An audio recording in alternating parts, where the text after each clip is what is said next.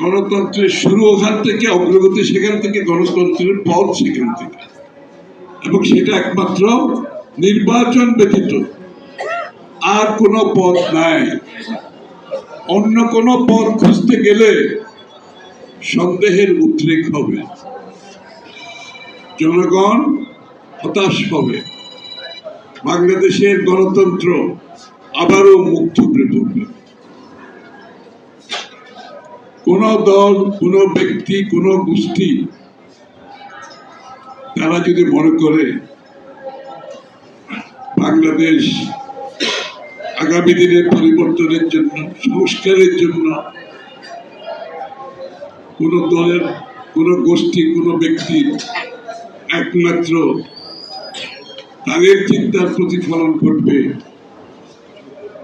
তারা সিদ্ধান্ত নেবে, তাদের সিদ্ধান্তে আগামী দিনের বাংলাদেশ পরিবর্তন, সংস্কার হবে, সেটা ভুল হবে। অবশ্যই সংস্কারের ব্যাপারে বিএনপির আগে কেউ প্রস্তাব দেয় না। 7 বছর আগে দেশনেত্রী বেগম খালেদা জিয়া ভিশন 2030 মাধ্যমে প্রধানমন্ত্রী এবং প্রেসিডেন্টের ক্ষমতার ভারসাম্য কি হবে, সেই প্রস্তাবে 7 বছর আগে দেওয়া হয়েছে। কারণ দেশনেত্রী বেগম খালেদা জিয়া তখনই উনি আগামীর বাংলাদেশ শেখ হাসিনার পতনের পরে যে চিত্র, উনি সেটা অনুধাবন করতে পেরেছেন এবং তার পরিপ্রেক্ষিতে সংস্কারের প্রস্তাব দেওয়া হয়েছে। এই প্রস্তাবগুলো এরপরে 2 বছর আগে আমরা বাংলাদেশ জাতীয়তাবাদী দল এবং আমাদের যুগপৎ আন্দোলনে যারা আমাদের সঙ্গীরা আছেন সবাইকে নিয়ে আমরা 31 দফা সংস্কারের কথা বলেছি। শেখ হাসিনা পতনে আরো 1.5 বছর আগে।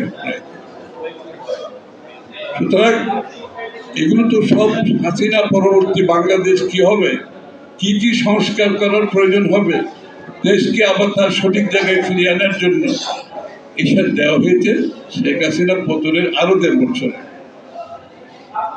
এবং সেই কথাগুলো এখন আলোচিত হচ্ছে, মনে হচ্ছে নতুন কোনো আলোচনা হবে।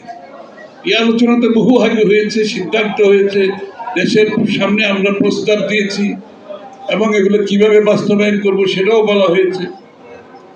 যে আগামী দিনে যে সরকার হবে, জাতীয় সরকারের মাধ্যমে এটা বাস্তবায়ন হবে। আমরা তো প্রতিজ্ঞাবদ্ধ জাতির কাছে, বিএনপি একা প্রতিজ্ঞাবদ্ধ না, আমরা যুগপৎ আন্দোলনে যারা ছিলাম আমরা সবাই মিলে প্রতিজ্ঞাবদ্ধ। সুতরাং সমস্যাটা কোথায়? সমস্যাটা কোথায়? এটার একমাত্র ম্যান্ডেট দেওয়ার মালিক হচ্ছে বাংলাদেশের জনগণ। বিএনপির 31 দফা কিংবা যুগপৎ আন্দোলন, আমাদের 31 দফা, বাংলাদেশের কিন্তু জনগণের ম্যান্ডেট নিয়ে আসতে হবে। আমরা যদি মনে করি আমাদের 31 দফা এর উপর আর দুনিয়াতে কিছু নাই, সেটাও সঠিক হবে না। আমরা 31 দফা নিয়ে জনগণের কাছে যাব আগামী নির্বাচনে এবং জনগণের ম্যান্ডেট নিয়ে সংসদে সেটা পাস করতে হবে। আর কোন দল, আর কোন গোষ্ঠী যদি মনে করে তাদের কোনো দাবি আছে, তাদের কোনো সংস্কারের প্রস্তাব আছে, তাদের কোনো পরিবর্তনের প্রস্তাব আছে, তাদেরকেও জনগণের কাছে যেতে হবে।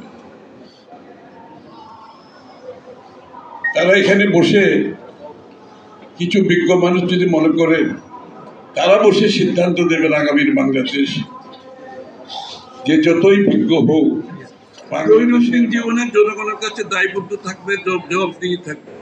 এই জন্য যত তাড়াতাড়ি শীঘ্রই আমরা নির্বাচনের দিকে এগিয়ে যাওয়া উচিত এবং জনগণের মালিকানা ফিরিয়ে দিয়ে পরিবর্তন, সংস্কার আমরা ঐক্যবোধের পরিপ্রেক্ষিতে যা করতে পারি সেটা হবে। আর যেটা পারবো না আমরা জনগণের কাছে ফিরে যেতে হবে। বাংলাদেশের মালিক হচ্ছে জনগণ, এই কথাটা আজকে 15 বছর ধরে আমরা বলে আসছি এবং জনগণের এই ক্ষমতায়নের জন্য মানুষ জীবন দিয়েছে, ত্যাগ করেছে, হাজার হাজার মানুষ জীবন দিয়েছে, গুম হয়েছে, খুন হয়েছে, 60-70 লক্ষ বিএনপি সহ অন্যান্য নেতা কর্মীরা মিথ্যা মামলার শিকার হয়েছে। এখানে আন্দোলনের কৃতিত্ব আমরা কোনো সময় নিতে চাই। এই জুলাই আগস্টের এই 2 মাসে বিএনপির 500 এর বেশি নেতাকর্মী মৃত্যুবরণ করছে। 513 জন বিএনপির নেতাকর্মী মৃত্যুবরণ করছে। কিন্তু আমরা তো সেইটাকে আন্দোলনের কৃতিত্ব বিএনপি নেবে না। এই আন্দোলনের কৃতিত্ব আমরা জনগণকে দিতে চাই। আমরা একটা ঐক্যবদ্ধ জাতি দেখতে চাই। বাংলাদেশকে যদি আগের জায়গায় ফিরিয়ে নিতে হয়, এর চেয়ে যদি ভালো জায়গায় নিতে হয়, আমরা এই জায়গাগুলোতে ঐক্যবদ্ধ থাকতে হবে। আন্দোলনের কৃতিত্ব বাংলাদেশের জনগণের কাছে দিতে হবে। আমরা যদি এটার কৃতিত্ব দাবি করি, তাহলে আবার একটা যে আমাদের মধ্যে আগামী দিনের যে ঐক্যবদ্ধ আন্দোলনের মাধ্যমে শেখ হাসিনাকে আমরা পতন করতে পেরেছি, সেটা নষ্ট হয়। জাতি হিসেবে সেটা আমরা করতে পারবো। আমরা যারা প্রাণ দিয়েছে তাদের প্রতি অন্যায় করা হবে, বেইমানি করা হবে।